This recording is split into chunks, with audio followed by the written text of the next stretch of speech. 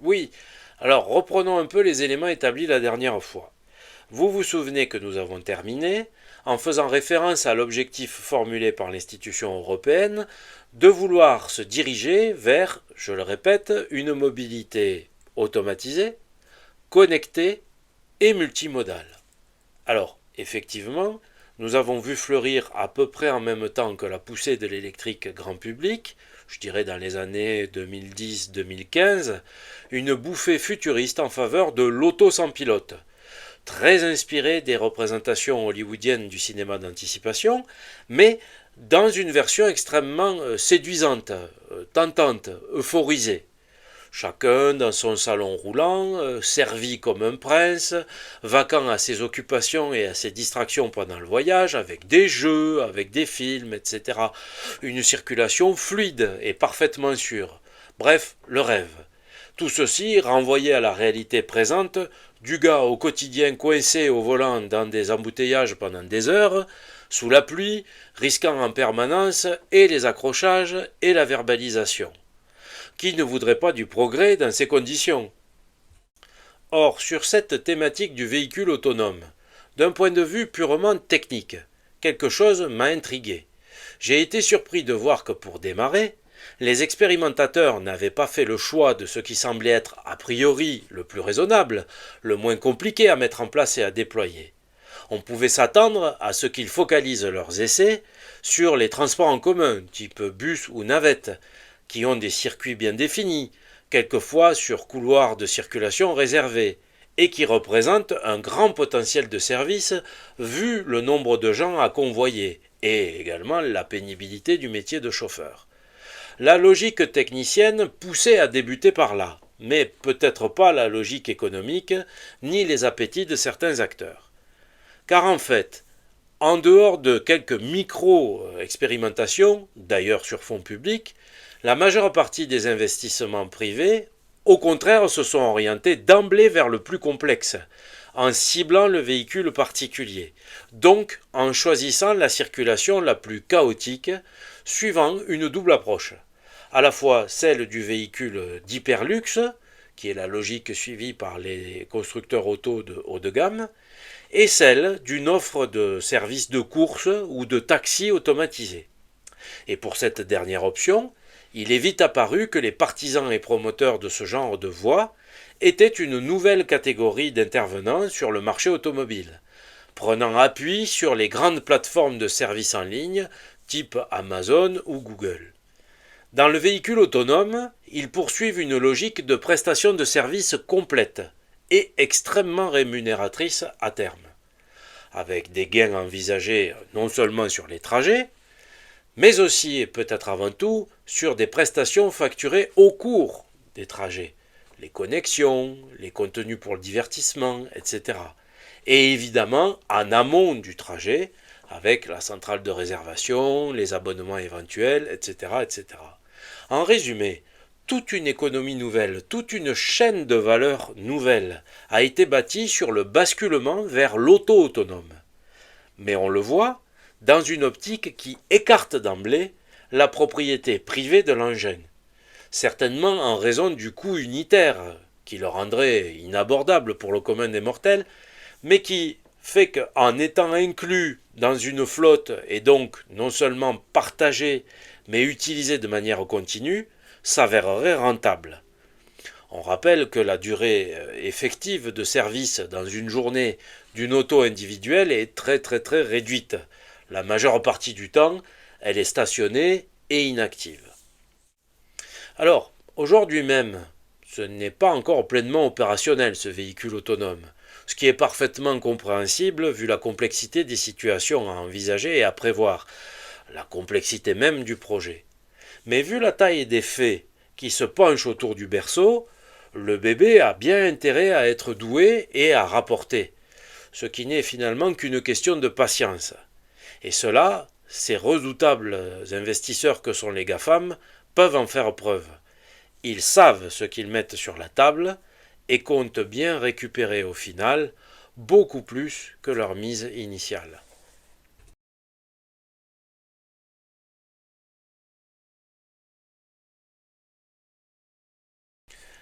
Oui, c'est exact. L'UE a parfaitement su capter ce bouillonnement en cours auprès des acteurs essentiellement californiens qui s'activaient et continuent de le faire pour mettre au point leur innovation. Je montre dans le livre fétiche L'individu dans l'Europe promise comment ce qui a retenu l'attention de l'UE dans ses projets n'était pas tant la notion d'autonomie, nous y reviendrons, que celle de connexion des véhicules. Parce que cela faisait finalement l'écho à l'idée d'un système de contrôle et de supervision des engins en circulation, un système paramétrable et ajustable à l'envie, une chose éminemment désirable pour l'Union, notamment au regard de sa doctrine verte. Parce que c'est un peu le sésame pour agir directement sur le trafic et l'orienter. Et de fait, toute une série d'équipements qui ont été développés dans le cadre du projet de véhicules sans pilote ont été ces dernières années progressivement intégrés et rendus obligatoires sur les autos contemporaines mises en vente en Europe. Il s'agit là de fonctionnalités nouvelles, qui ne sont pas neutres et qui rendent déjà les véhicules commercialisés aujourd'hui extrêmement dépendants, observés et contrôlables à distance. Je donne quantité d'exemples dans le livre, mais sans les reprendre ici, on peut en citer quand même quelques-uns. Depuis 2018, le e-call est obligatoire, à savoir le déclenchement d'un appel d'urgence par la voiture en cas d'avarie ou d'accident. C'est-à-dire que depuis cette date, toutes les autos neuves sont équipées d'une carte SIM, comme un téléphone, ce qui fait que le véhicule est d'office communicant, mais tracé. Depuis 2021, tous les véhicules neufs doivent être dotés de dispositifs de surveillance de leur consommation, des distances parcourues et des vitesses moyennes. Et cela, fait extrêmement révélateur, non seulement pour les véhicules à carburant, mais aussi pour les véhicules électriques. Ils n'en sont pas dispensés. Ce qui veut donc dire que même à zéro émission, l'usage des engins intéresse quand même l'institution. Alors l'ensemble de ces données doivent être transmises à la Commission européenne une fois par an par les constructeurs. Le recueil étant fait ou par leurs concessionnaires ou par les centres de contrôle technique. Depuis la même date, depuis 2021, les autos neuves doivent être aussi munies d'un enregistreur des données télémétriques capturant les 30 dernières secondes qui précèdent un accident et les 10 secondes consécutives, les 10 secondes après. Enfin, à noter, alors pour l'heure encore uniquement pour les véhicules de plus de 3,5 tonnes, donc plutôt des véhicules professionnels, l'opérabilité obligatoire avec la constellation de satellites Galileo, qui est propriété de la Commission européenne, et qui permet par exemple l'interopérabilité des péages routiers et la tarification kilométrique modulable des professionnels, suivant le principe pollueur-payeur. Alors pour les professionnels, et sans doute à terme pour les particuliers, du moins tant qu'il restera des véhicules privés. Bref, petit à petit, les standards techniques commencent à pouvoir permettre d'envisager une intégration complète des véhicules dans un système lui-même intégré, qui permettra une gestion du trafic, de ses conditions et des charges et des taxes afférentes. Si on raccorde le tout, à la fois du côté des fournisseurs de services, qui se tiennent en embuscade, et du côté de l'institution européenne, avec ses objectifs de décarbonation et ses diverses prescriptions environnementales, on se retrouve avec un horizon digne des scénarios d'anticipation, de métropoles soumises au régime de seuls taxis autonomes et éventuellement de véhicules de livraison. Hors de cela, rien d'autre, à part, bien sûr, les engins des services de police et ceux d'une élite déjà coutumière du voiturier et du service avec chauffeur. C'est assez éclairant. En fait, plus de propriété individuelle pour la masse, qui devient une clientèle captive vouée à l'autopartage et à la multimodalité, et une mobilité conditionnelle qui est présentée comme un service à la demande.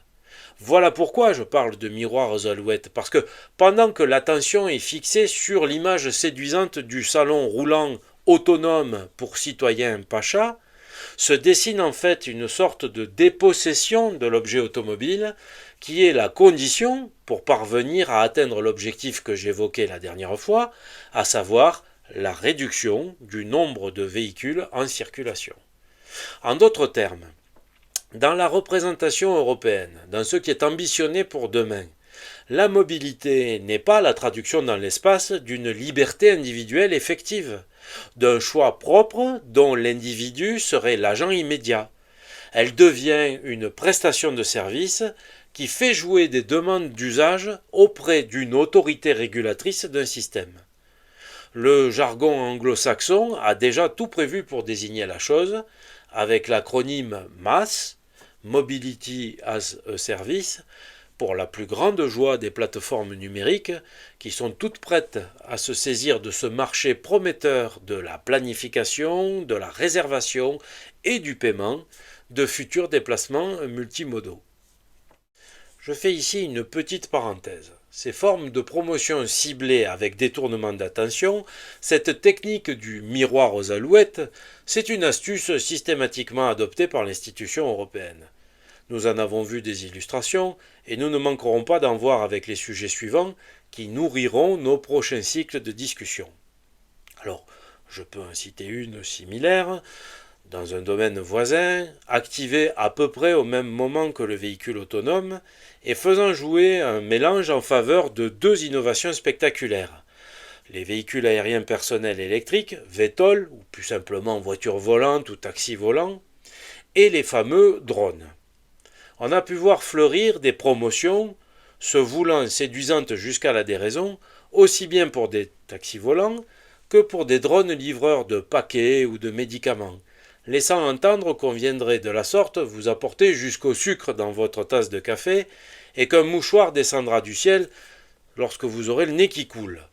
Bref, la figure du taxi volant occulte celle de l'hélico de police ou de gendarmerie, qui est pourtant le rôle généralement assigné à ces engins aériens dans les films d'anticipation. Et le petit drone livreur corvéable à merci fait oublier le drone mouchard de la vidéosurveillance. Mais depuis 2022 et l'Ukraine, et dans un autre registre avec la perspective des JO de Paris 2024 et la question de la surveillance policière, la communication sur ces drones de service s'est mise un peu en sourdine, écrasée par celle du conflit et celle des émeutes urbaines. Là, désormais, apparaît que les jolis petits drones livreurs peuvent délivrer des colis fort peu sympathiques, allant des gaz lacrymogènes jusqu'à la vraie bombe. À propos de l'Ukraine, la communication des industriels constructeurs civils de ces engins est d'ailleurs quelque peu embarrassée par les reportages complaisants sur le sujet. Depuis le début de la participation occidentale au conflit, ces entrepreneurs du civil tâchaient de montrer des mains propres, en prétendant n'offrir à l'Ukraine que des éléments d'observation et non des machines faites pour tuer. Mais maintenant, avec leur gamme non seulement aérienne mais aussi marine, ils se trouvent happés, malgré eux, dans la communication belliciste qui monopolise les antennes. Eux ne cherchent pourtant qu'à faire fructifier une entreprise et une affaire. Malheureusement, sur le plan éthique, ce n'est pas aussi simple. C'est juste oublier que toutes les sources de profit ne se valent pas. Mais revenons à notre thème central. On assiste petit à petit à l'émergence d'un hybride de véhicule, non pas un véhicule hybride, non pas quant à sa motorisation, mais quant à son statut de produit. Un produit désormais à l'intersection entre le véhicule personnel et le transport public. Ce qui a pour but de faire perdre de son attrait à la possession d'une voiture en ville, comme l'explicitent textuellement les communications officielles de l'Union. L'intention est parfaitement claire. D'autant qu'elle est assortie, complétée, par des dispositifs de coercition plus ou moins innocents, qui resserrent chaque fois un peu plus le lacet pour tordre le cou à l'habitude de l'auto privée et parvenir à l'objectif de réduction du parc. On peut déjà considérer qu'en contexte urbain, la généralisation de la baisse des limitations de vitesse, comme des capacités de stationnement, la réduction des voies, ou la multiplication des zones réservées ou prioritaires pour les modes dits doux, va déjà dans le sens de la dissuasion. Mais je ne résiste pas au plaisir d'évoquer le dernier élément en date, d'initiative proprement européenne, et qui a fait polémique, une polémique vite étouffée. Il s'agit de la proposition de directive européenne sur les permis de conduire. Je donne la référence, c'est COM 2023/127 finale du 1er mars 2023. Vous pouvez la lire, c'est instructif. Dont l'examen initialement envisagé fin février 2024 a été pour le moment décalé vu le contexte préélectoral, mais reviendra bien sûr dans quelques semaines, dans quelques mois, une fois les turbulences électorales oubliées. Cette directive, dans son article 10, prévoit entre autres de donner à l'horizon 2030 une durée de validité au permis de conduire de 15 ans, ramenée, tenez-vous bien, à 5 ans à peine pour les plus de 70 ans, et assortie de la nécessité d'un examen médical, voire d'une formation de conduite complémentaire pour que la validité puisse être renouvelée. C'est un changement radical dans l'accès à l'automobile, dans l'indépendance et la liberté de circulation, et donc dans l'autonomie individuelle, notamment pour la frange de population âgée. L'argument officiel est bien sûr celui de la sécurité routière, mais on comprend bien que l'effet implicitement attendu est principalement celui de la dissuasion et de détourner une fraction du public de l'accès à l'automobile, en particulier les anciens, qui, rappelons-le, représentent quand même en gros 20% de la population européenne, ce qui n'est pas rien. Il est d'ailleurs tout à fait symptomatique de noter la référence dans le texte à l'avenir, avec comme par hasard, une fois encore, la figure de l'arrivée prochaine des véhicules automatisés, qui, je cite, contribueront à une mobilité plus inclusive. Voilà de quoi retomber sur nos pieds. Alors, ne vous inquiétez pas si d'aventure on vous retire la jouissance de votre permis de conduire, parce que vous aurez le droit et le loisir de l'autopartage dans un véhicule sans pilote. Tout est donc pour le mieux.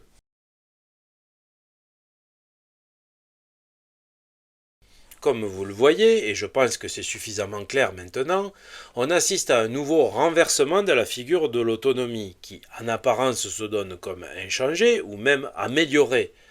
Sur le papier, c'est toujours moi qui déciderai ce que je fais, même lorsque j'aurai recours à ces Uber robotisés de demain. Mais en réalité, dans ce modèle en cours de réalisation, l'autonomie s'éloigne de la sphère individuelle. Le chemin engagé amène de manière générale les citoyens à être mis en position de candidats au déplacement, donc en nécessité de sollicitation d'un service, d'un tiers, au lieu de l'actuelle autonomie offerte directement par l'auto individuel. Le qualificatif d'autonome ne s'entend déjà plus au sens de la poursuite indépendante de choix individuels par un particulier finalement souverain dans ses décisions. On passe maintenant à autonome au sens du véhicule autonome et plus de la personne autonome.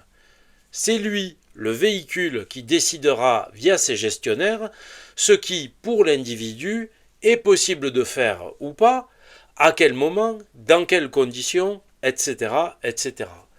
C'est toute l'ambiguïté, et je serais tenté de dire la perversité, du schéma de l'économie de service, de la prestation de service. Le donneur d'ordre a l'illusion de la maîtrise et de la puissance, alors qu'il est asservi en tant que client.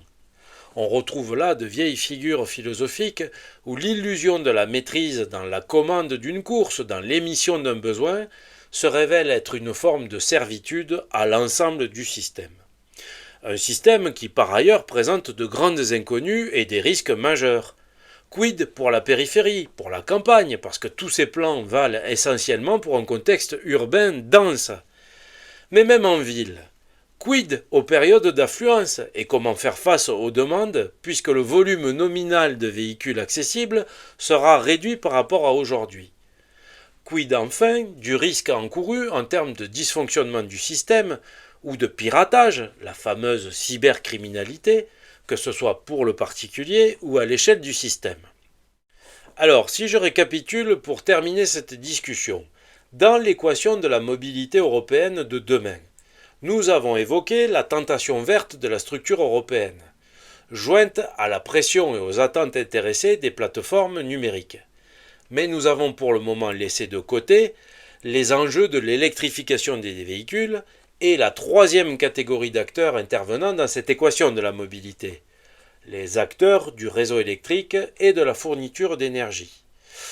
La question de leur visée à cet égard dans un contexte de transition vers les énergies renouvelables. Ce thème sera donc l'objet de notre prochaine discussion, pour laquelle je vous donne rendez-vous très bientôt. D'ici là, portez-vous bien, et comme d'habitude, ne vous en laissez pas compter, et soyez vigilants.